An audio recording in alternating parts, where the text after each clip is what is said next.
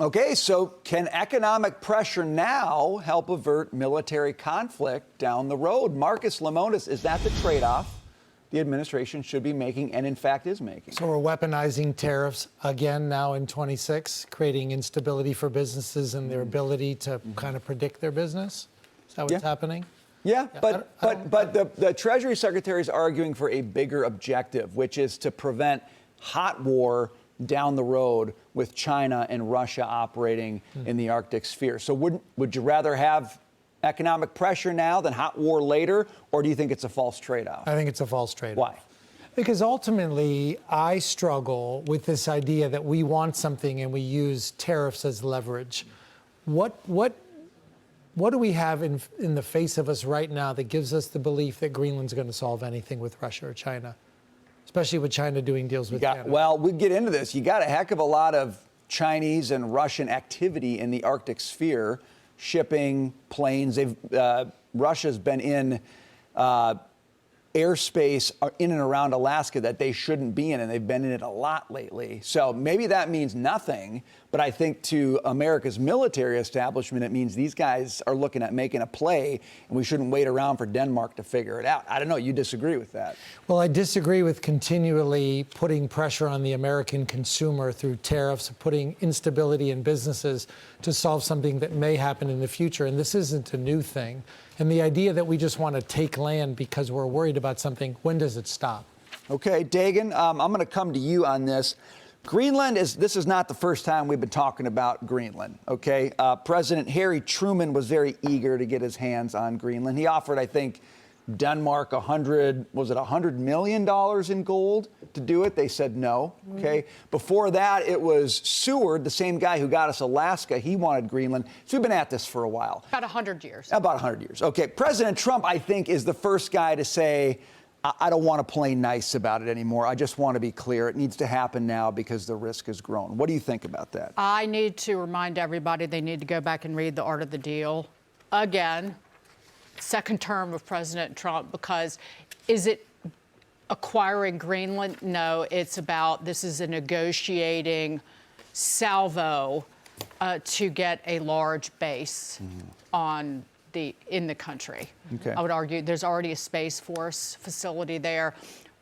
That's part of what I see. I also think that what's in front of the Supreme Court is the president's authority to levy tariffs under the International Emergency Economic Powers Act. I think I got that acronym right, IEPA.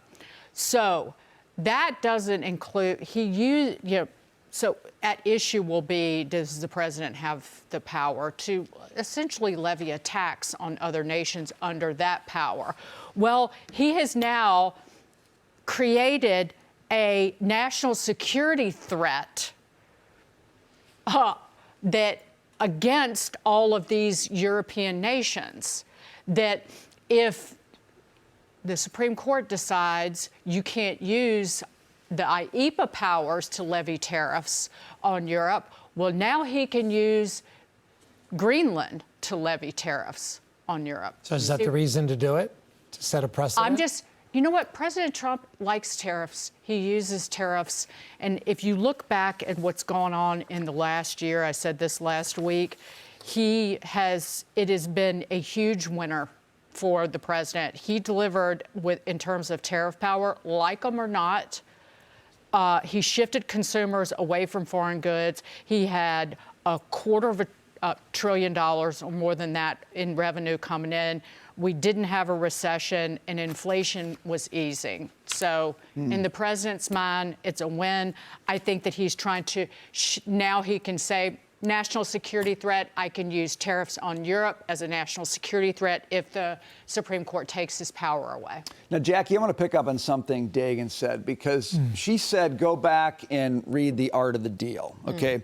I've heard you comment before, like, look, we've seen how Trump operates. We kind of know his thing, right? He comes in, he wants big leverage, he wants chaos, and then he wants to try to get... It's like watching a Hallmark movie and trying to guess about what the end's going to be. Like, you know how this ends. You know what they do. There's a formula to this. Okay, so am I being too sanguine about that, or is that what he's doing ahead of going to Davos and probably having a lot of conversations around Greenland with the European folks there? I think he wants Greenland. I think he wants it for so many reasons. I think the tariff explanation is very valid because this gives him an opportunity to put pressure on Europe. And remember, the European nations, they're always saying no. They're like kind of lazy about things. It's always no, no, no, rather than trying to find a solution. That's what my kids say about me. I just say no to their requests. Well, you do that. But it's the natural resources, it's the minerals, it's the shipping lanes, it's the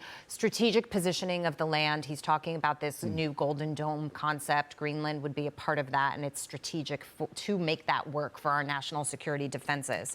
What I'm a little bit concerned about, less so than the tariffs, even though they lie in the hands of the Supreme Court right now.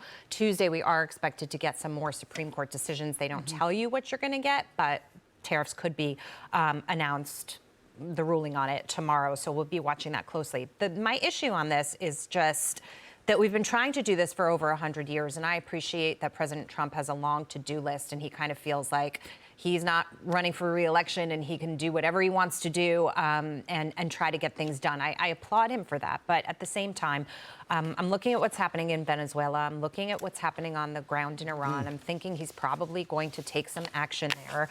And to add Greenland to the list and to start, fighting with the European nations over these tariffs, it just feels very, very ambitious at this time for me. I'm not sure why Greenland is coming now on the long to-do list because he still has time. So, that's where I stand. I think that he wants it.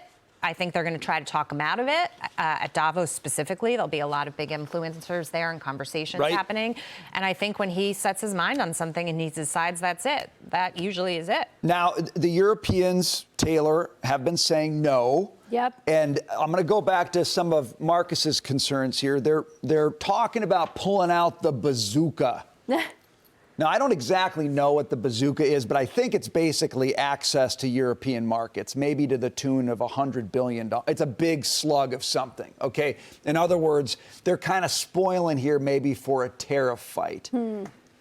How nervous does that make you for 2026, the U.S. economy, the momentum we have going right now, as Marcus says, what it means for consumers? I think in the short term, there's some markets negatives and some markets positives. Let's talk about the negatives. The Trump administration is treating this to the urgency that Jackie described. This is a clear present danger. This is them telling us geopolitical risk is the highest in 50 years. Because that's what they are saying. They're giving very strict tariff deadlines showing this is the issue, which goes back to the piece that they put out in November, citing the Don Roe Doctrine, the Western Hemisphere, Greenland. All of this is not a surprise. That's sort of a market's negative because we're looking at all this geopolitical risk and like, oh my gosh. The market's positive. I am wondering if we're thinking about more military presence on Greenland, not taking it over, more presence, more access to rare earth minerals. Long term, is that a market's positive because that sets us up for success against China. Don't want to bleed into the next segment too much, but let me give you some fodder and then we can leave it to discuss this block and next. Besson said that Europe does not step in. At the end of the day, if something happens, it comes down to us. So this comes back to your original question. Sounds harsh, but is it a reality? Look at how Europe and NATO have reacted. About Crimea, didn't do much. Unwillingness to meet NATO commitments.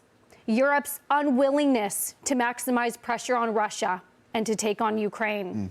So when we talk about this upending the global order, not saying taking over Greenland's a great idea, we can debate that, but China, through its little state proxies, has already upended global order via activity in the Arctic, Brian, that you described. Activity in Venezuela. We've talked about there are other issues in South America. Canada. Thank you. Global EV dumping to take on some of our makers, how they just dump to take on economic might. So that sort of is a broader issue about China. And then again, where we come in and step in. So overall, markets negatives and markets positive, I think, depending on how we debate this. The market hasn't opened yet, by the way. The market's going to open tomorrow. We're going to see how they're going to respond. It doesn't look good for now. Right. Okay, it doesn't look good, but things often don't look good and then they turn good, depending on how things develop. I do think Taylor brings up an interesting point, though, Marcus, and that is Europe's tendency to be a day late and a dollar short and actually get itself on the wrong side of an issue. So, for example, when you talk about Russia and Ukraine, the problem Europe had is they had gotten themselves dependent on Russian natural resources. So rather than being able to act in a defensive or helpful way, they found out we can't power our societies, right? So President Trump looking at Greenland saying, are we going to rely on Europe and Denmark to show up when China and Russia force the issue? I can understand how he would say, I don't want to wait for that. It's not, I think both of you guys use this term, he's not playing nice, but it seems like he's living in reality more than anyone else in the globe on this. What do you think? When you make the argument like Taylor did and you did just now on that premise, I agree. I wouldn't want to wait for Europe to react. I just don't know if this tariff mechanism that just goes and comes back and starts and stops isn't going to become, at some point, somebody's going to say, I'm going to call your bluff. Yep.